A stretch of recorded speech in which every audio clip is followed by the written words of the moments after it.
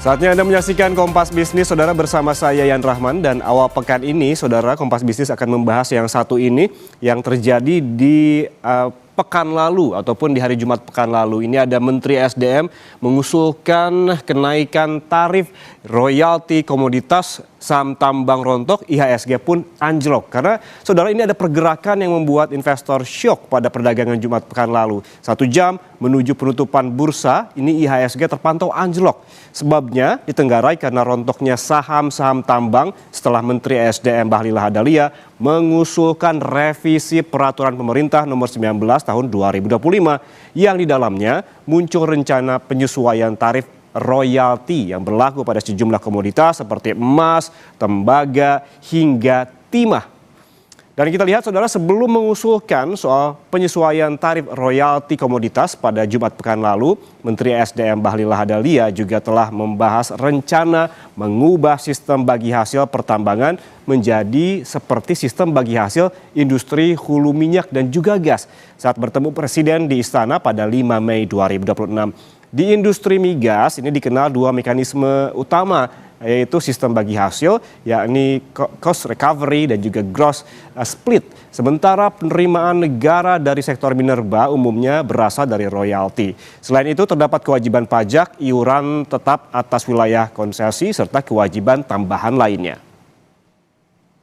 Tentang penataan tambang ke depan yang harus dimiliki oleh sebagian besar kepemilikannya oleh negara. Dan itu terkait dengan implementasi daripada pasal 33. Khususnya pertambangan-pertambangan yang baik yang lama maupun yang baru, itu nanti akan kita mencoba untuk mengoptimalkan pendapatan negaranya secara maksimal. Dan ini kita akan memakai contoh seperti pembagian hasil daripada pengelolaan migas kita. Migas kita itu kan ada cost recovery, ada gross split. Mungkin pola-pola itu yang akan coba kita exercise untuk kita bangun untuk bisa melakukan kerjasama dengan pihak swasta. Ya. Saudara, sebelum lebih jauh membahas soal usulan kenaikan tarif bagi sektor tambang, kita lihat dulu kinerja IHSG pada pekan lalu berikut ini. Nah, ini dia, Saudara, ini pada perdagangan hari Jumat pukul 3 sore IHSG yang tadinya bergerak stabil di atas level 7.100-an, tiba-tiba ambles sebesar 2,86% ke level 6.969. Padahal sepekan sebelumnya kinerja IHSG ini cenderung menghijau. Kalau kita lihat, Saudara, pada pembukaan awal pekan lalu, tepatnya pada 4 Mei di hari Senin, IHSG masih berada di level 6.971. Ini masih di bawah angka psikologis 7.000. Kemudian sehari kemudian di hari Selasa, Saudara, IHSG juga naik begitu di level 7.057. Keesokan harinya di hari Rabu IHSG kembali naik tipis di level 7.092 dan hari Kamis cukup melambung begitu ke 7.174. Namun sayangnya, Saudara, di sesi akhir perdagangan di hari Jumat IHSG kembali anjlok ke level 6.969. Lalu apa biang kerok sehingga IHSG terkoreksi tajam? Jawabannya ada di data selanjutnya, kita lihat. Nah, ini dia, Saudara, Kementerian SDM pada Jumat pekan lalu ini menggelar public hearing terkait revisi tarif royalti untuk komoditas pertambangan. Dalam presentasinya, Menteri Bahlil Lahadalia mengusulkan kenaikan tarif seperti yang di belakang saya ini. Ini adalah usulan kenaikan tarif royalti sejumlah komoditas. Memang ada beberapa komoditas yang di-highlight ketika presentasi, yang terutama ini seperti ada di sini, timah yang tadinya tarif lamanya sebesar 3-10%, kemudian naik begitu di dalam usulannya menjadi 5-20%. Ada juga jenis komoditas emas, Saudara, yang tarif lamanya 7-16%, dalam usulan menjadi ataupun meningkat menjadi 14-20%. Sementara konsentrat tembaga dari 7-10% ini naik menjadi 9-13%. Sementara katoda tembaga dari 4-7% ini diusulkan naik begitu tarif royaltinya menjadi 7-10%.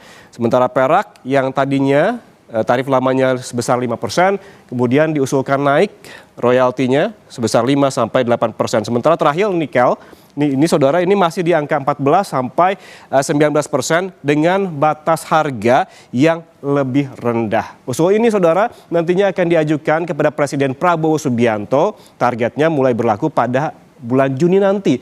Lalu apa dampaknya perubahan tarif royalti ini akan meningkatkan biaya operasional perusahaan tambang. Margin perusahaan bisa tertekan karena semakin banyak uang yang keluar dan menggerogoti keuntungan. Meskipun baru usul yang belum disahkan, namun saham komoditas kompak berguguran. Kita lihat di data berikutnya. Kita lihat sahamnya saudara, ini dia.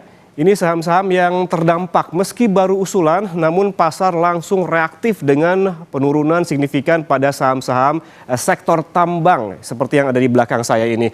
Kita lihat ada TINS ini bergerak di bidang ataupun di sektor timah begitu, turun sangat tajam, bahkan amblesnya paling tinggi begitu di minus 14,88%.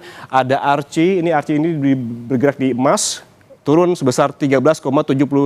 Disclaimer saudara, penurunan ini hanya dalam waktu 1 hari saja di penutupan perdagangan Jumat pekan lalu. Sementara MDKA ini bergerak di bidang emas juga, turun 13,12%, BRMS turun 10,18%, ada juga AMMN yang bergerak di tembaga dan juga emas, ini turun 9,27%, PSAB juga ambles sebesar 8,93%, dan ada ANTM atau Antam ini turun di 6,44%. Saudara, saham-saham ini kompak ambles karena reaksi market yang takut setelah memprediksi peningkatan royalti bisa menekan margin laba perusahaan. Atau bisa jadi perusahaan mencari cara menutupi kenaikan biaya melalui utang atau penurunan investasi. Upaya ini pun dapat mempengaruhi cash flow perusahaan. Bukan hanya soal usulan saudara, kenaikan royalti, ada juga bea keluar dan juga windfall tax. Untuk sektor apa? Kita lihat ke data berikutnya. Ya, ini dia untuk sektor nikel. Sebelum membahas penurunan sahamnya, disclaimer terlebih dahulu saudara, ini bahwa jika bea keluar adalah pajak yang dikenakan saat komoditas diekspor. Sementara windfall tax adalah pajak tambahan ketika harga komoditas melonjak. Dan berikut ini adalah saham-saham yang langsung ambles terpengaruh dua kebijakan tadi. Yaitu ada Inco yang turun 13,89% begitu, yang paling tajam penurunannya di sektor nikel. Ada MBMA yang turun juga lebih dari 10%, tepatnya di 11,45%. Ada juga yang ambles pada pekan lalu yaitu NCKL turun 8,14%. Dan ada juga HRUM yang turun 8,08%. Lalu bagaimana dengan asing, saudara? Apakah masih deras keluar dari pasar saham Indonesia? Kita lihat ke data selanjutnya. Nah, kalau kita lihat ini, justru pada perdagangan hari terakhir pekan kemarin, saudara, asing terpantau melakukan akumulasi dengan nilai yang cukup besar, yaitu 11,42 triliun rupiah. Namun ternyata angka ini tak mampu membendung penurunan IHSG yang dipicu isu kenaikan royalti Minerba, serta bea keluar dan juga windfall tax untuk sektor nikel. Saudara, apakah penurunan signifikan saham tambang ini akan berlangsung lama bagi investor? Ini bencana ataukah kesempatan? Kita bahas lebih lengkap usai jeda. Tetaplah bersama kami di Kompas Bisnis.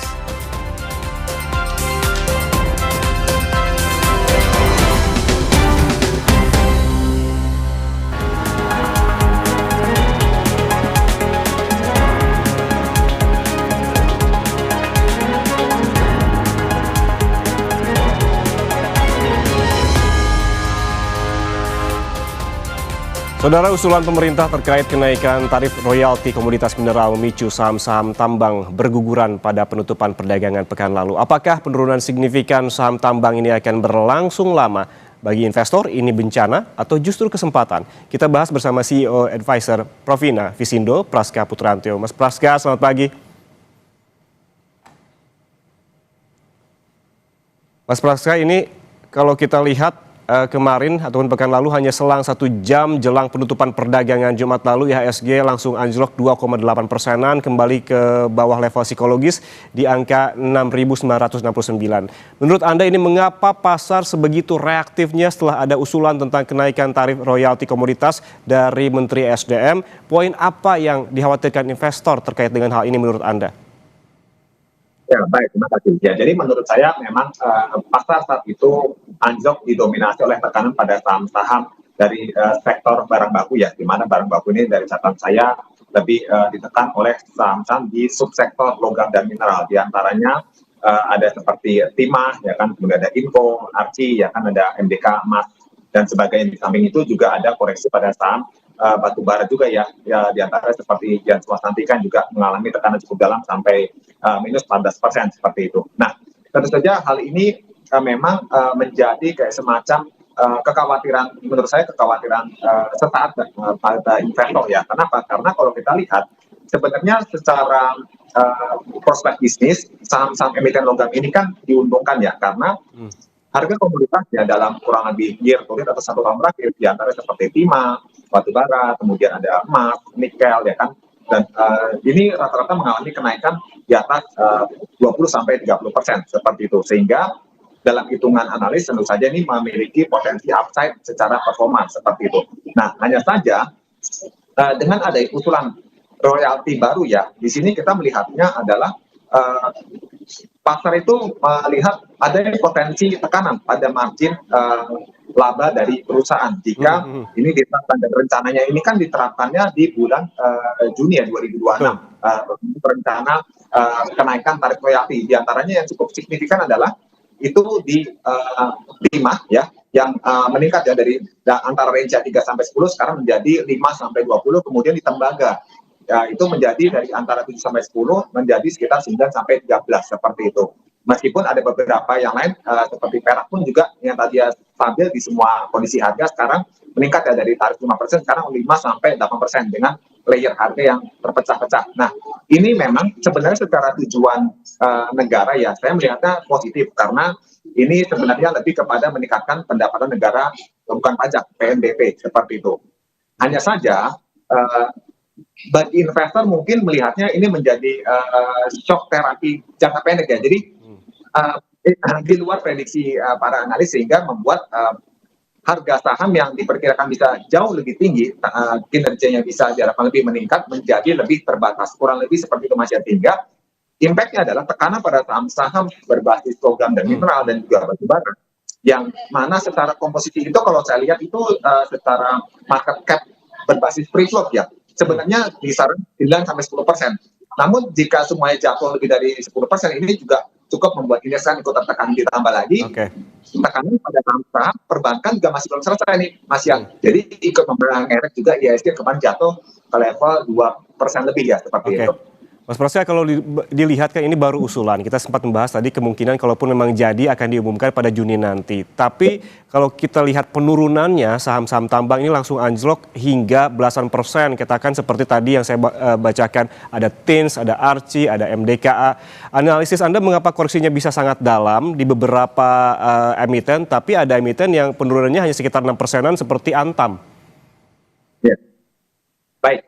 Ya, jadi kalau memang di sini cukup ini ya bervariasi, saya setuju ya. Jadi ada emiten yang sama bisnisnya, sama-sama logam tapi anjloknya cukup signifikan. Ada yang relatif terbatas seperti Antam, dan Antam ini hanya jatuh sekitar 6% ya, seperti itu, tidak seperti yang lainnya. Mungkin bisa diperkirakan Antam ini kan juga terdiversifikasi ya.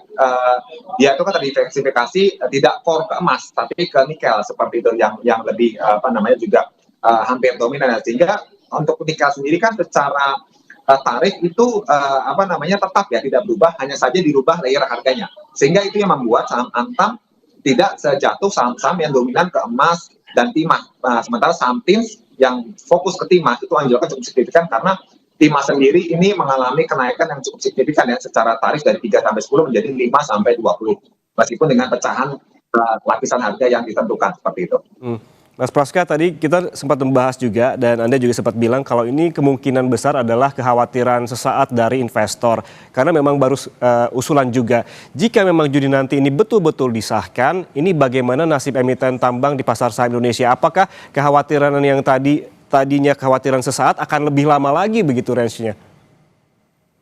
Ya, baik. Sebenarnya ini menurut saya lebih tentatif ya sesaat, karena gini, kita belajar dari tahun 2025 di mana saat itu juga ada kenaikan royalti batubara ya seperti itu. Nah, di saat yang sama tentu saja menimbulkan shock effect ya jangka pendek, mengalami koreksi mungkin pendek menengah ya 1-3 bulan. Di samping itu juga harga batubara kan juga ikut melesus saat itu. Nah, sementara begitu harga batubara kembali membaik dan ditambah lagi dengan sekarang meningkat lagi di atas 120 dolar per ton ya, ini membuat harga saham batubara akhirnya mengikuti lagi secara fundamental. Jadi kesimpulannya kalau menurut saya selama mungkin emiten dalam jangka panjang Oke. bisa kembali menyesuaikan, itu akan membuat harga saham kembali pulih seperti Oke. itu. Mungkin saja ini saat ini kan diusulkan karena melihat adanya kenaikan luar biasa pada komoditas logam ya, yang mana menurut Oke. negara ini bisa dijadikan sebagai dasar untuk apa namanya ini ya meningkatkan pendapatan negara dari bukan pajak sekaligus bisa mengurangi ketimpangan ekonomi seperti itu. Mas Praska, terakhir dan boleh singkat saja, kemarin kita pantau asing justru masuk ke pasar saham Indonesia dengan deras begitu, nominalnya 11,42 triliun. Menurut Anda mengapa dana sebesar ini tidak mampu mengatrol IHSG pada pekan kemarin? Ya baik, jadi kalau saya lihat memang 11 triliun itu dominan masuk di pasar negosiasi ya, karena di pasar regulernya itu malah net sales kita 340 miliar seperti itu, dan dominan memang banyak masih terhit itu di saham-saham perbankan, dan paling mayoritas dijual itu banyak saham Bank Mandiri seperti itu, Bank BMRI. Nah sehingga aksi masuk di pasar nego ini sebesar 11,42 triliun memang tentu saja tidak langsung terefleksi pada indeks, karena bisa dikatakan itu tidak yang major menekan atau atau mengangkat saham-saham yang menjadi penggerak IHSG secara keseluruhan, lebih seperti itu. Tapi khusus pada saham-saham logam dan mineral, yang menariknya adalah itu asing tidak banyak jual. Bahkan saya pantau satu-satu, itu asing jual pun tidak lebih besar dibandingkan rata-rata 1 bulan atau 1 minggu terakhir. Artinya lebih kepada panikan jangka pendek saja, seperti Oke. itu. Berarti ini lebih ke kepanikan retail juga ya di pasar saham Indonesia, dan mudah-mudahan seperti Mas Praska bilang ini kekhawatiran yang sesaat begitu, bukan yang jangka panjang, karena kalau kita lihat fundamentalnya juga masih sangat baik begitu untuk dikoleksi. Terima kasih CEO Advisor Profi Navisindo Praska Putrantiyo atas waktunya bersama kami di Kompas Bisnis. Sehat selalu Mas. Terima kasih, sampai lagi Mas ya.